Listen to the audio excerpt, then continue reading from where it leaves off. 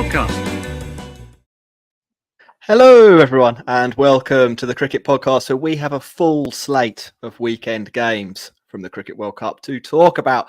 Obviously, top of the show is India's win over the Aussies. KL Rahul and King Kohli doing the business there. But we'll also be talking about South Africa's record win against Sri Lanka and Bangladesh v Afghanistan, just for good measure. I'd like to spread the love around here. I'm Jack.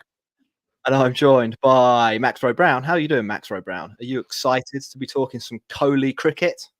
Of course, yeah, very excited. And we've seen everyone now, so we can predict exactly what's going to happen for the World Cup. It's great. Yeah. Well, I think it's fair to say that we can make good assessments of all 10 teams at this point. And we may as well just give the trophy out now to South Africa, probably. Ross, you're also with us. Good to see you. We heard that there was some train action in your day. Do you want to elaborate on that, or would you like to talk about cricket? Probably. Let's go straight into the train action, shall we? I think I am just devastated that we didn't get to see King Legend hit a century today. I'm almost as devastated as he was as he dropped to his knees when he won the game, realising what he'd done. Yeah, I mean, that was joyous. We'll talk about that, obviously, and more. Why don't we get straight into it? Max, do you want to summarise the cricket that we watched this afternoon? Sure. So it was the last game of the first round, and it was two of the main favourite and one of the favourites facing off. So it was a tasty prospect for all of us. Australia won the first battle and inserted themselves in Chennai and were undone in Chennai by what usually happens in Chennai with spin, a slowish pitch, a bit of turn, and after a circumspect start, shall we say, between Warner and Smith, Labuschagne joined them to continue the the meandering of their innings. A test match approach to one-day internationals, perhaps not quite the right way to go about it, but when you look at the team that they've put out and the team squad that they've picked, perhaps not all that surprising. And they never got a chance to kick on. The wickets fell. India strangled them, and 199 was all they could muster as Mitchell Starc put something of a gloss on things at the end to give them maybe something to bowl at. It looked like it was going to be a procession at the halfway stage, but there was potentially a twist as India found themselves 2 for 3 with some interesting approach to opening the batting. We saw an interesting approach to one-day cricket in general by Australia, and then we saw an interesting approach to starting an ODI innings by India. But once the big boys arrived, Virat Kolhi and KL Rahul, they played sensibly, they played doggedly, and they were pretty untroubled, largely apart from one moment early on, and took India to a pretty impressive win, 240 odd overs, to stamp their mark on the tournament and show everyone what they're about. Because you do have to remember that actually that was Australia they were playing, not an average ODI side, which is exactly what they made them look. It was very impressive. It was. Let's start with a question from Twitter. Unusually, Anindo Dutta, who we've occasionally commentated with on Guerrilla Cricket, Max, asked us, did Cummins lose the captaincy plot by being too passive and unimaginative, or were Kohli and Rahul simply too good? Australia looked listless and clueless for much of the innings and just let the singles be milked. Ross, where do you weigh on that? Let's start with the Kohli and Rahul partnership there. Was this really good batting or poor from Australia after being in a situation where they were right back in the match? Well, I think over the course of our 450 episodes we've done of this, it's fair to say I've had a mixed reaction to KL Rahul and Virat Kolhi. Today, however, I thought this was a statement win from India, and I thought this is the best possible scenario and best possible situation for King Legend to bat in and King Kohli to bat in. It was almost like perfect for them, right? And what you saw today was their craftsmanship and two people whose batting technique is absolutely superb. Their temperament is superb. And yeah, you saw it in this format today that they were peerless batting, and they made it look maybe not easy, but they showed what they were all about. And in Australia have a really good bowling lineup, I think it's fair to say, and they dealt with it really, really well. So yeah, I've got nothing but praise for both King Legend and Kohli, and that might be for the first time ever on here. Max, I'm speechless, so you're going to have to say something here. Yeah. What did you make of nothing things? at all. Wow. I would say I would agree with Ross to start with about Kohli and King Legend. I mean, India were under a bit of pressure at the time they came in, and they were brilliant. Apart from obviously the Mitch Marsh drop, which could have changed things quite considerably. That moment aside, the two of them were phenomenal, and they didn't look troubled, and they took that period where perhaps Australia had a sniff, saw out the rest of the period where maybe the ball was doing a bit, and got India through to that middle part of the innings where they looked significantly less troubled, and that was perhaps where it came to the point where Australia looked clueless because, well, I think structural issues with their side and what they put together, we could probably put that down to, which we can get into a bit more. But the one thing I would say about Australia and losing the captaincy plot, I think winning the toss, easy to say now, obviously, but winning the toss and putting yourselves into bat when you've got the side you have, I thought was really confusing because they're going in against India, who picked Ashwin and Jadeja, and they've got Kuldeep Yadav in Chennai, where famously it turns and it's difficult to play the spinning ball.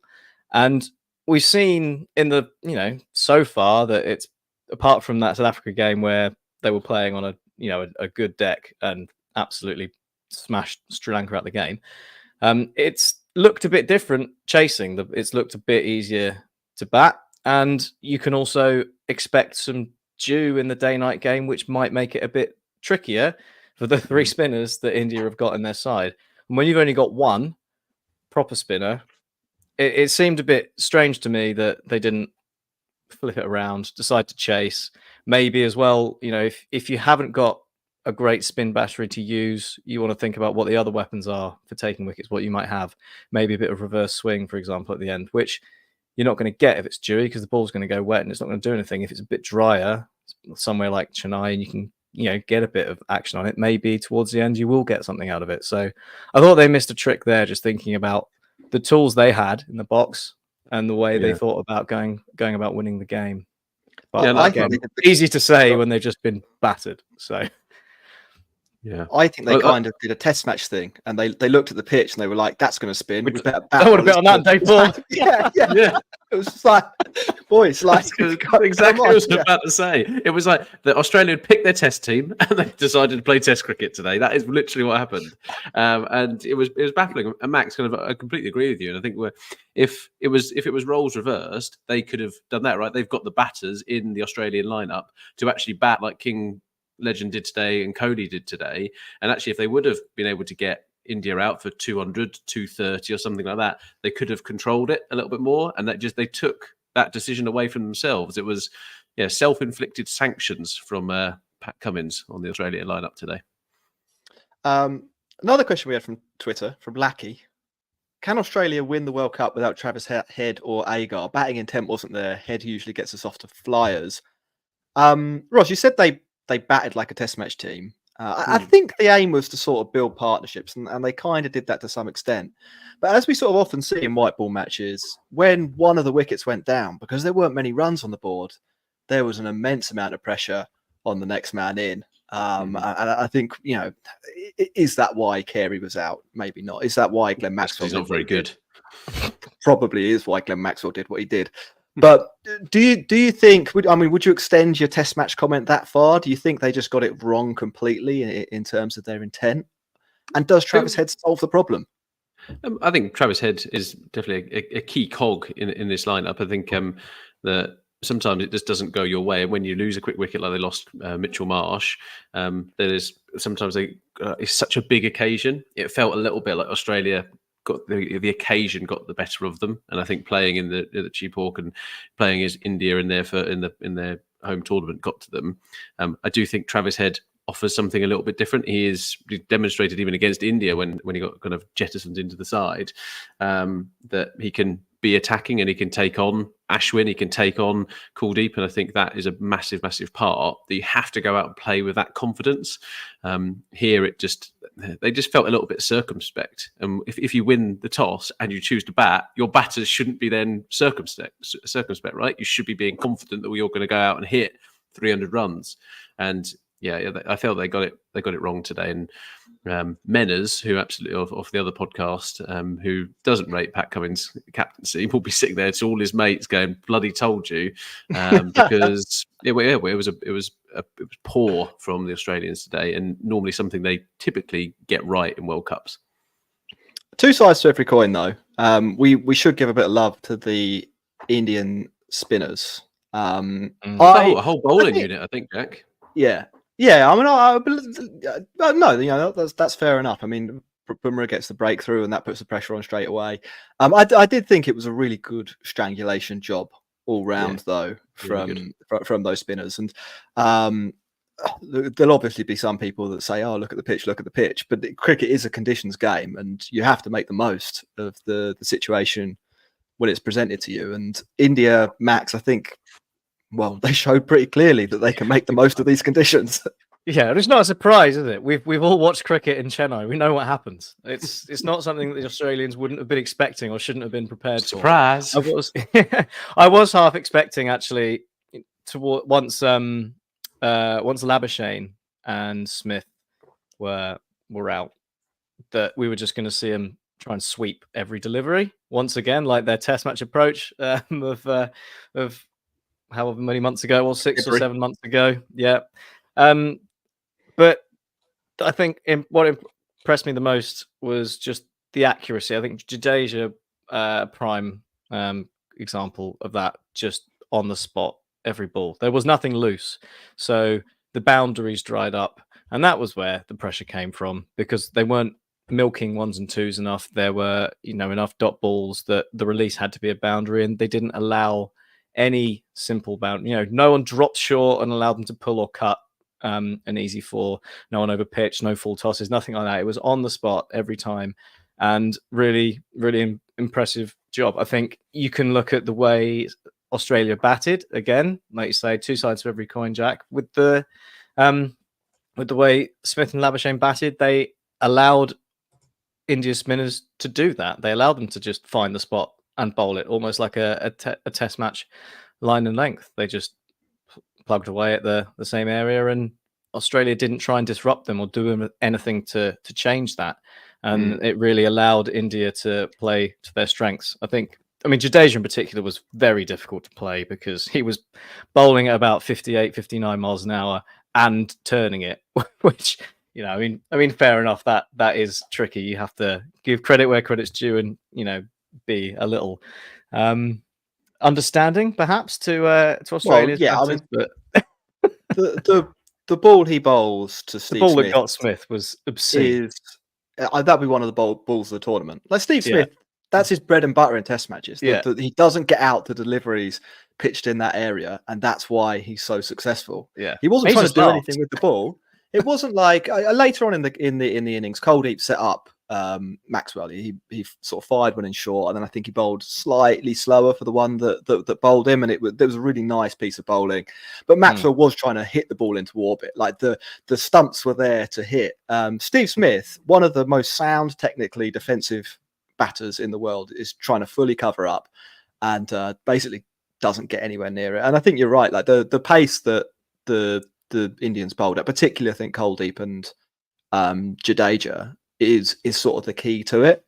They know the conditions really well, and the Australians, it was like you could sort of see on the faces of some of the batters. I'm thinking Alex Carey here in particular, Marnus maybe a little bit. It was kind of deja vu. It was like, oh no, here we go again. What's the solution here? And I think basically they didn't actually have any answers. I think maybe they should have swept every ball. Probably some credit has to go to Cummins and Stark down the order for scratching together like a few runs. They were lucky to get the 199. Yeah. I mean, that's absolutely. They were 140 for 7, so they managed to add 59 runs for the last 3 wickets, and I think that's actually a really, really good effort that made this game Ultimately it wasn't close, but when they were 5 for 3 India in the second innings, it made it feel like Australia could do something. Is there any weakness? Yeah. Is there any weakness to this Indian bowling attack? Does anyone have a theory here? What I really liked was the balance of it, right? We were wondering who they were going to go in with. We weren't surprised when Ashwin got kind of called into the side. And then were they going to go conservative and play someone like Shardul Thakur because they don't want a really long batting lineup? Because if they pick Shami, they pick Siraj, they pick Bumrah, there's a lot of kind of genuine number 11s in that space, maybe number 10s if we're being generous. And what you saw here was the scary balance. They've got the pace. Kind of like Siraj was bowling really nicely today. Bumrah really good. Having Hardik Pandya just to go to as your 6th option is not a luxury that other teams have, right? You've got to literally go Hardik Pandya, so it's incredible. And then what are you saying about Dasan Shanaka? I'm saying he got some runs, baby. He's justified his place. But yeah, when you've got like Ashwin bowling those Karen balls today. And you're just a bit like the one that turned just like wizard. A leg spinner. That was insane delivery. He's an absolute wizard. And then you've got Kuldeep Yadav, who has got so much confidence now. And then Jadeja, who, which is, let's be fair, it was a bit weird in the build up to the World Cup. Everyone going, Jadeja, he's not very good anymore. It's like Jadeja's unbelievable. If you're sitting there saying that Jadeja is the problem, as some of the India pundits were before the World Cup, you're living on a different planet. The guy is incredible. So I'm not sure there is a weakness in this bowling lineup, if I'm perfectly honest, Jack. And they are. This was a huge statement win, and I'd be very scared if I was international players in these other World Cup sides at the moment. There's definitely no weakness at the Chepauk, and there won't be a weakness in a lot of places that cricket's played at in this World Cup. Somewhere like Dharamsala, maybe, where pace is a bit more into it, you could see the argument for Shardul Thakur then coming in, because you might not want 30 overs of spin. And then there might be a weakness. They might also want to give the opposition a game. Also, right? I think there's only one game they're playing there against New Zealand a bit later on, so that could be interesting. I think that's one to keep an eye out for. But for the most part, I think it's a really, really worrying start for everyone else. They literally decided to just give away 3 wickets as well. It was just like 200 runs. We're gonna sacrifice 3 wickets with like Shreyas Iyer just gave away his wicket. If someone was to say to me Shreyas Iyer was match fixing because his shot was that bad, I would not be surprised, right? And they were just like, yeah, this is going to be fine. Like, at no point, even when they were 2 for 3, I still was just like, yeah, this is India's game. This is India, and it was like there was that turning moment. Let's be fair though, Mitch Marsh. That drop catch was absolutely diabolical. Oh, it was proper village. There's a guy there's a guy in our cricket team, or used to play cricket for us when, like, he was a rugby player, and he'd occasionally come along for a bit of a joke, basically. And one time, similar situation, the ball got chipped up, and he went to catch it, but he got a bit worried about his positioning, so he slid in. He just slid for the ball like he was doing a celebration at the corner flag. And the ball hit him in the testicles. It looked like what Mitch Marsh did. I mean, this guy playing the wrong sport, didn't know what he was doing, just put his testicles in the way of a cricket ball. That's basically what Mitch Marsh did. I mean, he was absolutely nowhere near catching that. On commentary, they tried to make it sound like maybe Alex Carey was 10 meters away. Alex Carey is not the problem in this regard. He's in a different postcode. I mean, like Carey, maybe he could have shouted. I thought it was Carey's catch, really. I think Mitch Marsh got. I don't think it was. There was one angle where he looked a long way away from it, but I think you got to be catching that. It's not hit hard, is it? Like it's not dying on him. He gets to go. He gets both hands up by his face. It's he was having a good 2023 as well, old Mitch Marsh, wasn't he? He was very much on the upward trajectory, and then today duck off 6 balls and an absolute shocker of a catch of a drop. So. Yeah. I've got one dissenting opinion. I do wonder. It's not really a dissenting opinion. I mean, I think as good as India were today, and they were very good, you couldn't have asked for a better pitch to play on if you were the India team with the strength that you have relative to the strengths of the opposition. Now, I'm not saying here that India aren't better than Australia. In all of our previews, we said they were, and we think they'll win the World Cup. Yeah, but there are conditions that favour them less strongly than other teams at this World Cup. Max, you've mentioned Dharamshala, but I think even the Aaron Jaitley, we'll talk about South Africa after the break, but that wasn't the Delhi wicket that they played the test match on earlier in the year. That had grass on it. It was hard. The boundaries are quite short there. The ball was flying all over the place. I think you take these two teams and you play the game in Delhi, that game becomes more like a 55-45 towards India. Whereas at Chennai, on that particular pitch, we can say maybe Australia should have bowled first. Bowled first. I still think India are winning that 8 out of 10 times. Like the strengths that they have in that team on that pitch versus the weaknesses that Australia have were just so significant. Like the Australia's routes to victory, and it's very easy to say this after the time, isn't it? But Australia's routes to victory were basically Steve Smith getting 100, or Dave Warner getting 100, or Glenn Maxwell doing something freaky. And they happen a lot. They're 3 really good players. But it didn't suit the Australian side. And I think one of the things we'll see through this tournament is that the best teams, the teams that make the playoff round, the semi-finals, they'll be the teams that are able to solve problems from venue to venue. They get their selection right. They rotate their players. And I think India will do this, but I think at other venues, there'll be teams that match up better and have players that are also capable of exploiting the conditions, because let's be honest, Australia just weren't. They had a little spell with the ball, didn't they, right at the beginning of the India innings. And as you said, Ross, that was more or less self-inflicted. Their spinners looked pretty toothless in comparison to the Indian spinners. I mean, Zampa, because they couldn't be right. They couldn't set kind of the aggressive fields because they only had 199 on the board, right? And so that literally completely limits what Australia can do. Then, I think that's probably true as well.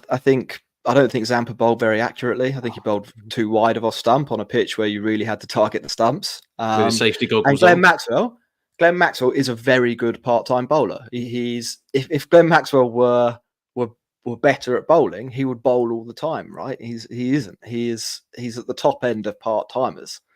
So a few things to bear in mind there. India clearly put in a wonderful performance today, and we saw all the strengths.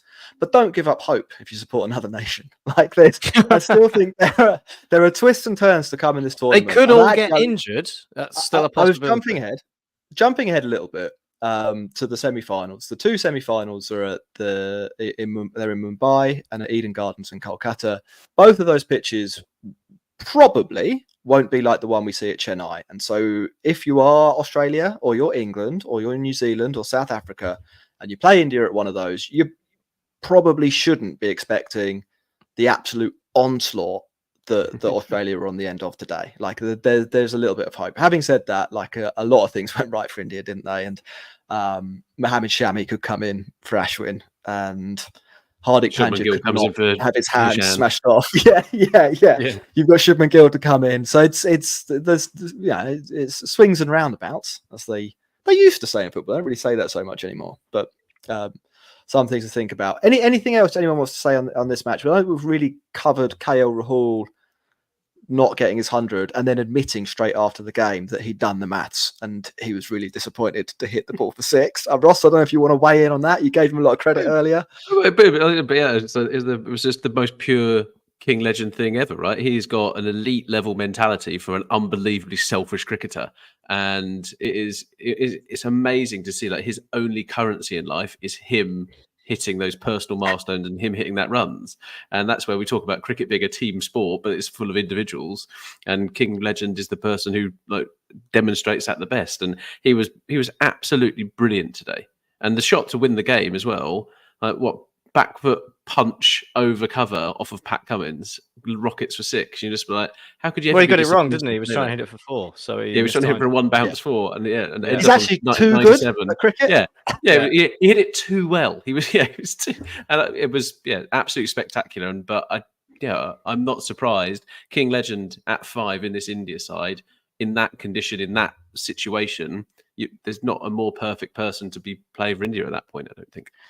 It was vintage KL Rahul. But Ross, if you were in that situation, would you have tried to get 100 by scoring the right number of runs off the right balls? I don't think I'm going to be good enough in that situation, but yes, if you were, of course. And I also think if you hit So I'm not quite sure how the maths works on it. But if I would have, would it be better if I would have hit a 4 and then got a 6? Would that be better for net run rate, or is it better him hitting the 6? Yeah, of that because ball? the runs count. The runs Yeah. above what the target was do count towards net run Yeah, rate. so maybe So that's you're doing, maybe, from a team maybe- perspective, that's what you would have wanted to do. Maybe he's disappointed Yeah. that. Maybe, do you know what? Maybe that if he didn't come out afterwards to say he was disappointed not to hit 100, then we could have at least said, no, I was disappointed because I could have helped the team get a better net run rate. That's And here we would be with Ross like spitting tax at KL Rahul for just openly lying about what he was really trying to do. But yeah, brilliant performance, and it did deserve 100. He batted brilliantly.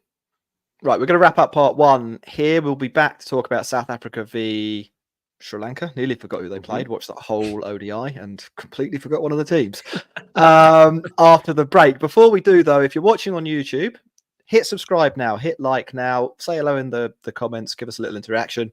If you are listening on Spotify or Apple, your task is to go get your phone out your pocket now. We know you all listen on phones. We've got that data. It's creepy. Open the app, click review, put 5 stars, and it'll be much appreciated by us at the Cricket Podcast. We will be back after a few seconds with part 2. You're listening to the Cricket Podcast.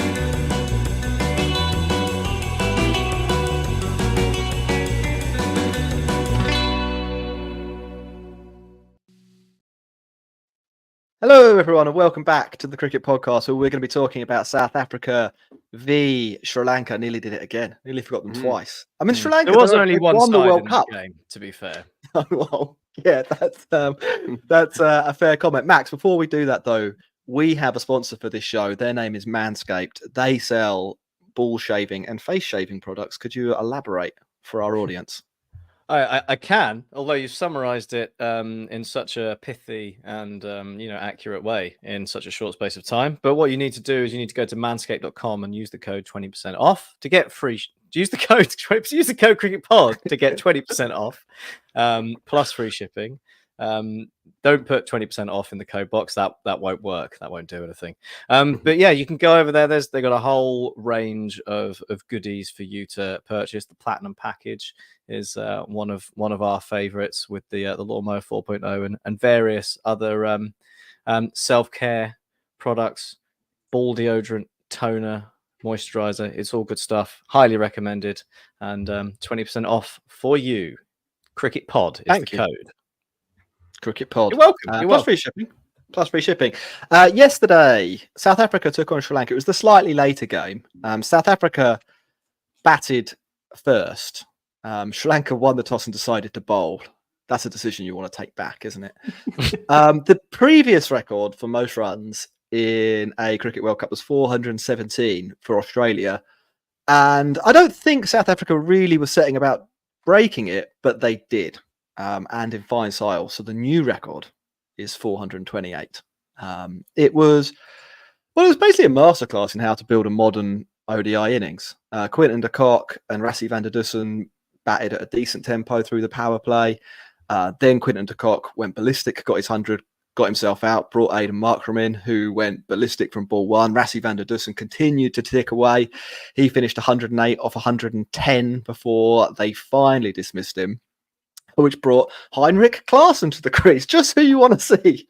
Let me just check the score here. 264 for 3 with 13 overs to go. He got a quick 32. David Miller got a quick 40. Marco Jansen, he got 12 off 7. But really the star, Aiden Markram, fastest World Cup 100, finished out on 106 off 54 balls. Brutal from South Africa, like really, really brutal. There's been a few commentary moments and interviews after the game where someone has said, "Oh, that's a real statement of intent by blah blah blah." This was a statement of intent. Like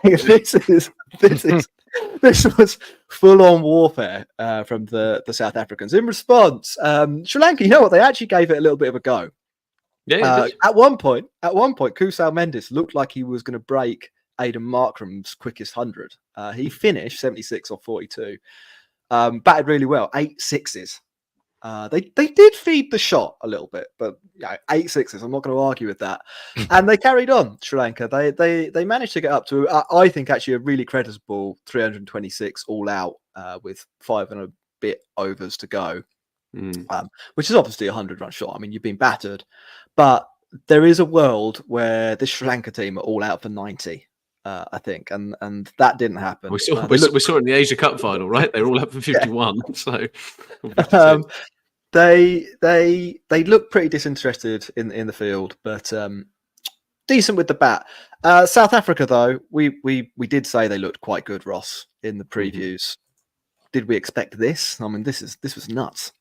Well, yeah, this just demonstrates the togetherness of the South African lineup, which hasn't been all there over the last few years. And you saw, I think, they've got 4 or 5 players in the ODI rankings, batting wise, and you saw yesterday, sorry, how good they really are, and also the differences in them as well. They all bring something a little bit different, which I think is actually really, really handy because it makes it even more difficult to bowl at them consistently. And Rassie van der Dussen looked absolutely superb against spin. He was so aggressive against it and just looked like he could bat anywhere, do absolutely brilliantly. They used the sacrifice technique, which we're big fans of on the podcast. Bavuma falling on his sword and being like, "Do you know what, lads? I hit a century the other day. I'll take one for the team here." And and Quinton de Kock he's retiring from ODI cricket after this World Cup for South Africa. And yeah, he showed how devastating he is. I think he's now got 2 more centuries. I was reading the BBC article earlier today. He's got 2 more centuries than Adam Gilchrist has in ODI cricket. The guy is absolutely brilliant. And then Markram, he's a frustrating player. He's kind of like England. Wasn't frustrating. Right? Yeah, it's got. But for the comparison I always make in my head is Aidan Markram and James Vince. And for some reason, always a bit. They always look good, but they that is unbelievably harsh. Talk about throwing shade. Jesus. But it's always been something where he just so much talent, hasn't delivered, and is a very, very frustrating player. Markram yesterday was absolutely brilliant, and you saw why people get so frustrated, I think, with him, because he's got it all right. And he was, what's the word? He was like King Kong at the crease. So he was like, he's just blasting the ball through the covers, like all along the floor. For like just beautiful cricket shots. Like it was impressive. I think he hit a 6. It peaked at 6 meters. Like it was just hit it flat, basically, like a bullet into the advertising hoardings. Just absolutely insane destruction. I mean, we should say from a Sri Lankan point of view, it's a tough gig. Kamira out, Hasaranga out, Tikshana not available as well. Their 3 best bowlers gone. And this isn't a super deep lineup or a super deep talent pool that they're drawing from. I don't think so.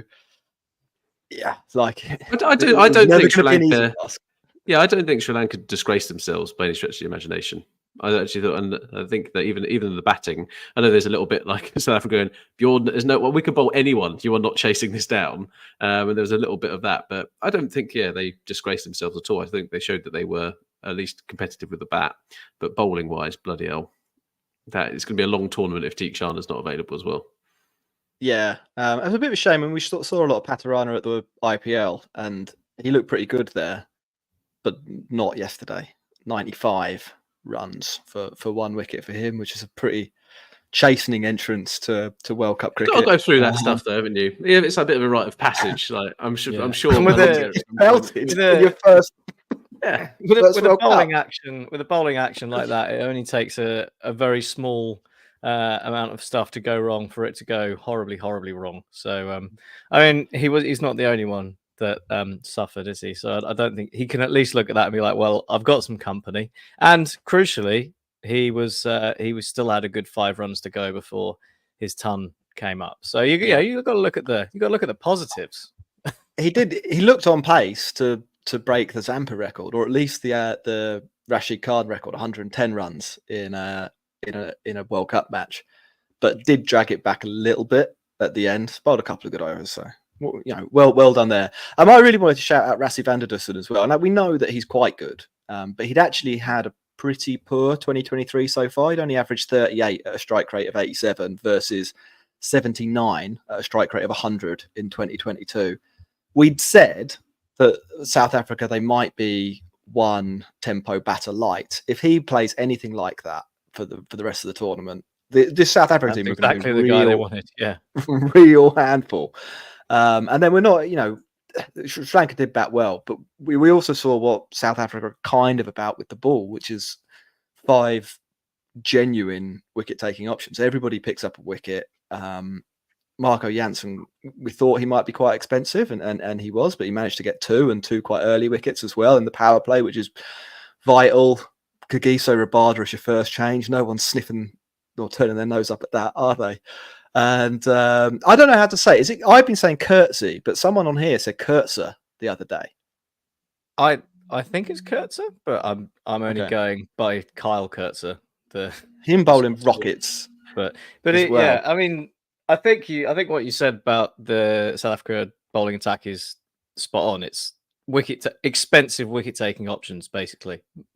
Yeah. Well, it's expensive. That might be a little harsh, but I mean, they're not a bunch of bowlers that are going to reliably bowl 10 and go at 4 and over. You can there's no action they'll probably go at like 5 or 6, but they are going to take wickets. And it's really high octane. It's exciting, high strike rate, high-ish economy, a lot of fun. And we've been hot on the South Africa side in the build-up. It's only Sri Lanka. It might be. It's only Sri Lanka who are lacking their 3 of their best bowlers, and they're not the best batting side in the competition. And their best batters who were playing did score runs, and they scored them quite quickly. So it's not all coming up Millhouse, but I really do like this South Africa side. I think not necessarily because they're going to go and win the whole thing, but when they win, invariably it should be fun, and when they lose, it'll probably be fun as well. They're just a fun side. I think the only criticism I've got is kind of what we were talking about earlier around where are the potential weaknesses on how well this India side does in different conditions.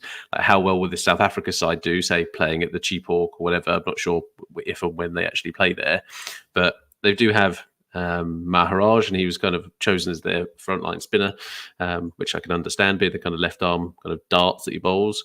And then how effective is Shamsi going to be kind of coming into that side when he does come in, whether it's for Ngidi or Kurtzi or whoever. So it would just be around how they use their squad to their advantage. And I think that is going to be really interesting to actually see over the next kind of couple of games. Yeah, so they have got a match. Shams will be really good against everyone except India. They've got Pakistan. They've got Pakistan in Chennai, which might be a challenge, although I don't know if I rate Pakistan spinners that highly. And then this is a pretty mouth-watering prospect, to be honest. Their 8th group match, India v South Africa at Eden Gardens on the 5th of November. So that's fireworks night. That's literally fireworks night. That's going to be. I'm looking forward to that one. That's probably my most anticipated game. Still a month away, which will be good. Final thing I wanted to say, the South African rugby team. You aware of those guys? Springboks.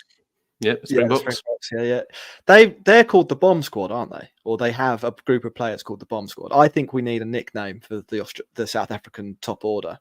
Obviously, we can't take Bomb Squad, but if anyone's got any brain waves right now, or if someone wants to put something in the comment, what do you call that top 7? The top 7, right? I was like Markram, Klaassen, Miller. I don't know Well, I mean, all right, okay, yeah, Markram, Klaassen, Miller. Whatever you want to do. I mean, it feels harsh to leave Quinton de Kock out of a potential bomb squad. I like that. I like that team. I like the way they played.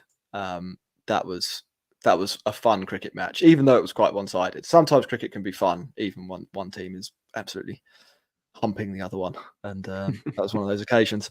But anything else on this match? Otherwise, we're going to take a break. Then we've got Afghanistan v Bangladesh. And we're going to preview the next 3 matches before our show on Tuesday. Any final comments?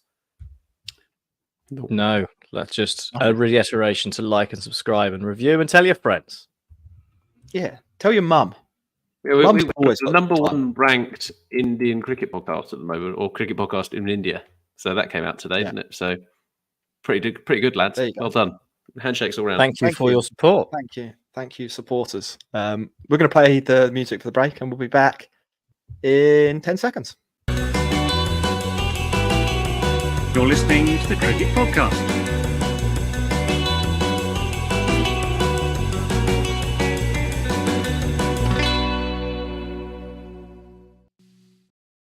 Welcome back, everyone, to the Cricket Podcast for our third and final part of this episode on the 8th of October 2023. If you're listening in the future, I wonder if people do that. I mean, if people do, let us know. I don't know.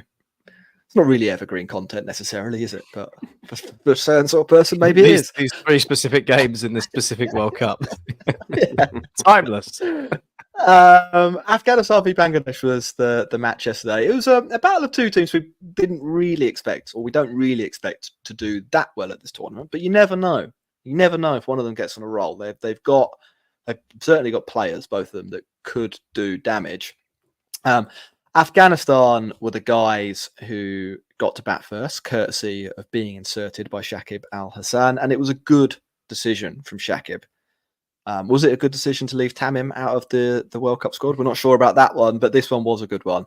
After an early partnership, which was actually pretty decent between Gurbaz and Zadran, the two best and really, I think, only Afghan batters, things fell apart. They went from 47-1 to 83 for 2 to 156 all out. Not ideal. Shakib Al Hassan and Mehdi Hassan picking up 3 wickets apiece. Some nice bowling from those guys. In response, it was kind of frustrating this for me from Bangladesh, and I think this maybe will be the main talking point. I don't think we need to spend that long on this match. Sorry, Bangladesh fans. Sorry, Afghanistan fans. Afghanistan won in 34.4 overs, but they did take their sweet time to get there. The last 34 runs of the innings, taking them about 6.5 overs, I think. Now, in the context of a game where you need to get 158, that might not sound like very long, but if Bangladesh are going to do anything at this World Cup, you have to think it will involve a decent net run rate, or at least a competitive net run rate. They had a team on the ropes here. A win in 30 overs could the extra 4 overs it's taken them, that could make the difference. Good win anyway, though. I mean, let's start with some credit. Max, you're good at credit. It was good from Bangladesh. The main thing is the win. It's harsh to be too critical too early, isn't it? I think it's something that has been quite well talked about by other commentators on a lot of the games. The net run rate point, they were banging on about it today, with wondering when King Legend and Kohli were going to get a move on and finish it off. It started with the first game with England and New Zealand, but there is also an aspect of, you do also have to win the game. And Bangladesh against Afghanistan, Bangladesh are obviously the favoured side, but they're sort of, there's a similarity to them in that Bangladesh were the emerging side that made their way into the big leagues in sort of the last 15 years or so, and Afghanistan have been doing the same thing in the last 5 or 10 years. So they're kind of vying for a spot, really, as sort of a team that could challenge the traditional top 6, say. So Bangladesh is really important for them to win that game, and they're playing against a side who've got really dangerous bowlers, especially if you're going to go around trying to smack it. And they do, you don't want to accidentally end up in a point where you've just given Rashid Khan 3 wickets for 4 runs, and suddenly you need 30 to win, and you've got 3 wickets in hand, and actually you don't know how good your 8, 9, and 10 are at seeing you out. So I think getting the win on the board is paramount. That's the first thing they want to do, and they did well. They were solid. It was a good win, and you also, 156. You bowled them out in 37.2 overs. Obviously, that counts as 50 overs. It does, for doesn't net it? rate. So 158 in 35. I mean, it's still a pretty big swing, isn't it? I mean, table wise, the net run rate boost is still 1.4, so it's still pretty solid. So I'd say just well played Bangladesh. They were good, and everything we expected about Afghanistan also came to fruition. Ross, do you want to be bad cop, or do you not have that much to say? I'm just all aboard the bang bus, like we've done in our preview. Like ultimately, this is the first stop on the bang bus, and it's gone very nicely. I think. Yes, it would have been nice if they won a little bit quicker, but there is that part. Maybe they just wanted to savor that moment. Maybe they wanted just to eke out the pain of the Afghanistan team and make sure that they could just be like, we're gonna make this painful for you. I thought. I was going to say, as an ode to our previous attempts at doing a podcast together, Ross, can we call it the Bang Wagon? The bang wagon, yes, all aboard the bang wagon, and that's what we want. And what I was really impressed with was, Shakib Al Hassan is just a constant performer, but Mehdi Hassan here was like, they've promoted him up the order. Really good innings from him. Took 3 wickets as well, and he's going to be a real thorn in the side. And I think when you play, how many games do they play at the likes of the Cheapawk? Because there'll be a difficult opposition to kind of come up against, I think, and we're obviously going to see more runs from the likes of Litton Das throughout this tournament. So I think in the right conditions, this the bang wagon can take a scalp or two, I think. So I'm enjoying watching the bang wagon. They are playing New Zealand at the Cheapawk, I think, after they play England. So that one's coming up, but I think that is the only one. Yeah, it is, and they've got fixtures at 2 at Eden Gardens. They're playing Dharamshala against England, and Delhi. And although that is where they played Delhi, Afghanistan. Wankhede, and Pune. So yeah, I don't know. Should we move on to some previews of the fixtures coming up, or does anyone else have anything else they want to say about this? What is it? The fact that Afghanistan can't really find middle order batters. Like what is going on there? I just don't really understand why they can't have people who can actually at least do a little bit of a better job than some of the bits we saw. It was almost like the tail started at 3, and then you had Mohammed Nabi and Rashid come in, and it was just I don't get the makeup of the Afghanistan batting lineup at the moment. I think it's just quite hard to produce those guys, isn't it? Like it's you just don't have the technical coaching that will be required to produce. Jonathan in charge. Yeah, I know. I mean, like he can deal with the guys that are in the team, but like, how do you actually get to the point where you've got 10 potential candidates for your top 5? You need like a whole pyramid. You need people starting cricket when they're 7 years old and learning the basic technique before they're 10, and progressing up the levels that way.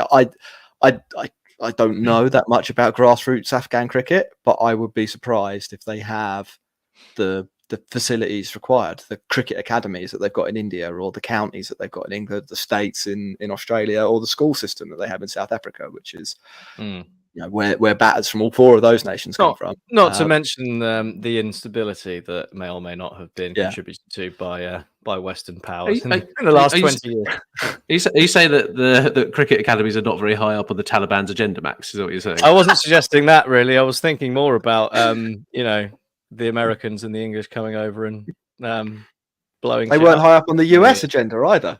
No.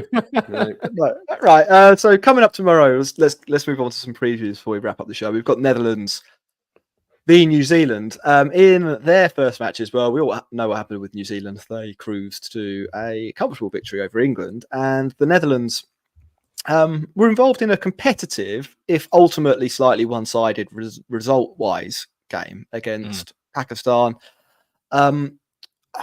It's difficult to ask who's going to win this, but what are you looking forward to? Is there a battle or a player, Max, that we should be tuning into this game for, or maybe you actually do think there's a chance for an upset? I think there's an outside chance of it. I'm more bullish on the Netherlands winning this game than I was against Pakistan. I still don't think they're going to. I think that would be fanciful, but what Netherlands struggled with, it wasn't the bowling, was it? They had, in the middle overs, arguably, yes, but they got off to a good start with the ball. They took wickets at regular intervals against Pakistan, and they kept them to a target that they would have felt they had a good chance of chasing. But ultimately, the quality of Pakistan's bowling shone through against the Netherlands batting and what they're used to. So they came a cropper in that part of the game. I'd say with New Zealand, if Lockie Ferguson's back, that will be that'll be something else. That will, he's got pace and the level of pace that the Netherlands batters probably don't face all that often. But if he's not there and it's Matt Hamry, Tim Southey, and Jimmy Neesham, Darryl Mitchell, Glenn Phillips, and the rest bowling, then I think the Netherlands have got a pretty good shout with their batting lineup to actually chase a score or put up a decent score. And then there's a bit more to it, isn't there? There's a bit more in the game for them. So that's what I want to look for. I want to see Netherlands put in a batting performance, see if they can get to 300 or so, and make a game of it that way. That's what I'm looking for. I'd like to see the odds Not asking much. I'd like to see the odds on the Netherlands going over 250 if I'm Lewis Max. So just 300. the 300 runs you're asking for. Yeah, that's. But I think they've got an opportunity to do that against New Zealand if their bowling lineup isn't the strongest they've had, and it would be a real achievement for the Netherlands to do that against a top side. That's what I think they should be aiming for. That's what I'd like to see. All right. As we move on to Tuesday, I think we all kind of agree that New Zealand are probably going to win that. We'll finish with England. We'll quickly do Pakistan v Sri Lanka first. So Pakistan are taking on Sri Lanka at the Rajiv Gandhi huge International Stadium in Hyderabad, of course. It is a pretty big game. Obviously, Sri Lanka, they lost their opening match, so really kind of already in must-win territory if you're Sri Lanka. And Pakistan. It's a nice way to start your tournament against the Netherlands. This is sort of their first big competitive match, but one that they similarly probably have to win, really, to if you look at the relative quality of the rest of the table. Ross, what are your thoughts on this? What are you looking forward to? Where the battle's going to be? Who's coming out on top? So I think this is an absolute crunch game. I think for both of these sides, if either of them are going to do anything in this World Cup, and by anything get to the semi-finals, then the team who wins this, if Sri Lanka lose, see you later. You might as well just pack your bags up and go home now. I think from a Pakistan perspective, you saw they started so slowly in their first game, and they're going to need to show a little bit more intent, because I think that's where Sri Lanka actually have an advantage against them. I think yes, you've got Babar Azam, yes, you've got Mohammad Rizwan, but you're lucky if they go at kind of 95, 100 in that space, and they do still a really good innings, but they don't have the kind of the Kusal Mendes kind of type innings that you saw from him. And I think they're going to need to try and think around how do we get that faster start kind of out of the blocks. And then spin-wise, I think we saw the bits and pieces players they do have, and I think they can be effective, but the Sri Lankans are going to be good against spin bowling, and it's going to be interesting to see how they match up against the pace attack of Sri Lanka. Obviously, of Pakistan, sorry. You saw them; they beat them in the Asia Cup, and it's going to be a really tough battle, I think, on that front. Interesting you mentioned that about Pakistan and Mendes. Mendes hit 8 sixes. I think they were all in the power play against South Africa. Do you know how many sixes Pakistan have hit in the power play all year? All year? I'm surely 15. I think it's 0. Oh, come on. No way. I'm pretty sure it's 0. Really not going to be 15. I'm pretty sure it is 0. So that demonstrates my point, right? I think that is staggering. Yeah. So it's going to be an interesting matchup. But I fancy Pakistan for that one personally. I think the weakness of the Sri Lankan bowling attack is something that through the innings Pakistan will be able to exploit. Will they do it in the same way as South Africa? No. Emphatically no, but I still think they'll get a decent score. And Shaheen and Haris Rauf, and even Hassan Ali actually looked pretty good against the Netherlands. So yeah, I back them. Get your point about the bits and pieces spinners though. One interesting little subplot that I suppose will be that fantastic Asia Cup match that they had about 2 weeks ago now, where Pakistan nearly defended 250 odd when it looked like it was impossible for them to defend 250 odd, and Sri Lanka nearly threw it away. And then right at the last second, I think it was De Silva. I'm gonna say that, but could be wrong. edged a boundary and then tucked one into the leg side for a quick 2 to get him over the line. So they've got a little bit of recent history. It could be the first close game of the World Cup. Let's cross our fingers. Which brings us to the final match. And I don't know if you've seen any of the stuff on Twitter, boys, but there were actually questions about whether this match was going to go ahead or whether it would be moved or potentially rescheduled for later in the tournament at a different venue. Dharamshala, where the outfield is, let's not beat around the bush, atrocious, despite what the ICC would like us to believe, is the venue. England taking on Bangladesh. We said it was a must-win game in the Sri Lanka-Pakistan match. This, from an England point of view, certainly is a must-win game. Like there's if they lose this, they'd be in a situation where they needed to win 6 out of their last 7. Max, are you confident or are you nervous about this upcoming match? I'm confident. I'm confident that England are going to get back on track. This is it's exactly what they need. Perfect place for them to assert their dominance, win the game comfortably, undo some of the net run rate damage that was done in the first game, and get everyone back on maybe a level of reality, because England lost badly to New Zealand, and obviously the immediate outpouring of anger was that we should throw away the whole side and that England are going to crash out and it's going to be embarrassing, because that's how it works in England, especially when it comes to cricket and sport in general. That's what people do. One thing goes wrong and the world's going to collapse. And I think this is a good opportunity for England to get a bit of confidence back in themselves, get a good win on the board, undo some of that damage, and I think that's what will happen. I'm fairly confident that we won't see a surprise, but it wouldn't be the first time it's happened in a World Cup in the last 10 years. Ross, Shakib and the gang, they don't lack confidence, do they? They can be quite an upfront, in-your-face team. Is there the potential that could rub England up the wrong way? Could we see some Shakib heroics?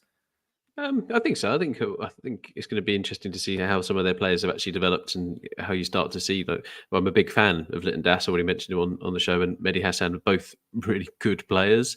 And again, like the way in which Bangladesh win, they have to have their 3 or 4 best players have brilliant games every single time they play to have this. And I don't think it is out of the question that could possibly happen.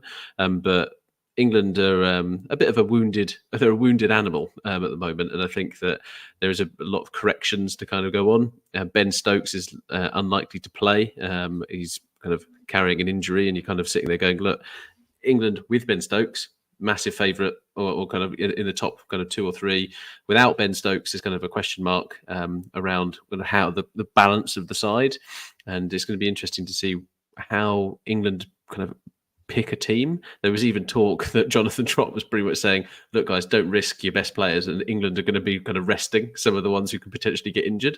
That's just bonkers if you're going into a place where you're supposed to be playing elite level cricket and you're saying, yeah, you might have to rest 1 or 2 people in case they get injured. It's just silly. So I think having someone toply playing will be a good thing. Whether we can fit Moeen Ali, Liam Livingstone into that lineup when you are trying to balance it out with Ben Stokes being out, I don't know, but yeah, we should win. We should win. Yeah, I mean, that was really a bad idea. Do you know what? By we, I mean England. So sorry. Thank you for the clarification. It's not necessarily a bad idea to rest anyone with a history of knee injuries at Dharamshala, though. Yeah, I mean, I agree. The outfield is basically dangerous. I think it's an interesting call they'll have to make on Moeen Ali. There's certainly the argument that they were a seam bowler short, I think, against New Zealand. How they fit that player into the team if they want an extra seam bowler is complicated. It probably have to be Moeen or Livingstone that drops out, and Livingstone is probably a better batter. So if you're bringing Topley in for someone who can bat, you don't want to completely eviscerate your batting lineup there. Be a bit harsh for Mo, maybe. Having said that, in 2019 they got rid of Moeen Ali and then they played a lot better. So maybe we'll see history repeating itself. Where do we think England will win? Yeah, I think England will win. Yeah, I think just the level of talent they've got, and yeah, the first game. It was one game. You're allowed to have a bad game. It's good that it wasn't the crunch match as the opening game, and yeah, they will be looking to put a few things right. So yeah, England to win. Max, you Yep, said England yes, to didn't win. you? Yeah. Yep. Full house on that. And we didn't say for Pakistan v Sri Lanka. Pakistan to win or Sri Lanka to win, Max? I think Pakistan will win, but I think Yep. it will be a game where I will watch it and want Sri Lanka to win, and they'll play more Okay. exciting, better cricket, but they won't make it. That's a really nice way Ross? of putting it. That's a nice way of putting it. I like that. I just think Babar Azam didn't hit any runs in the first game. He hit a century against them, and it will be a nice attritional ODI where they end up, a few runs short. Yeah, I'll probably be a full house on that one as well. That's the end of this episode of the Cricket Podcast. We'll be back on Tuesday after that England game for roundups of the 3 matches we just previewed and a look ahead to what happens later in the week. Any final messages from either of you for our listeners? Someone wanted to say Kohli took a good catch, which is true. Might as well get that in. Yeah, and we've also been told how to say the South Africa bowler. It's Kurtzia. Kurtzia. Okay, yeah. Max, you have to have a final message as well. Thank you, everyone, for your support. Just on what Ross said before. Keep watching. Tuesday's the next show, so tune in on Tuesday when we'll be going over the next 3 games, and we'll all be very sad because England will have embarrassed themselves, and we'll have to watch the rest of the World Cup while everyone laughs at us. All right. At least Australia lost as well. That's a good thing.